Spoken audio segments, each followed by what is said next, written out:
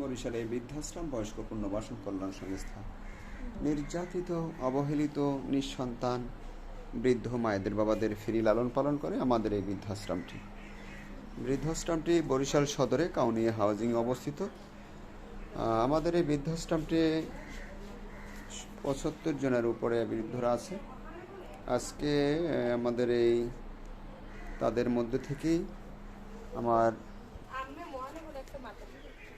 Unit ৫ পাগল নিবাস থেকে একজন বৃদ্ধ মারা গেছেন। আমরা দেখেন তাকে সমাধি কার্যক্রম করার জন্য প্রস্তুতি নিয়েছি। দোয়া করবেন। অবহেলিত বৃদ্ধ মায়েদের বাবাদের জন্য আমরা সেবা যত্ন করতে পারি।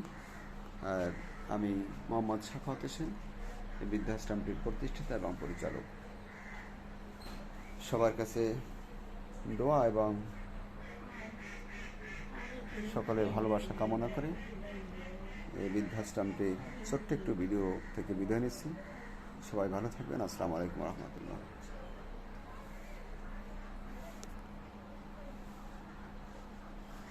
উনি এই বৃদ্ধ মাটির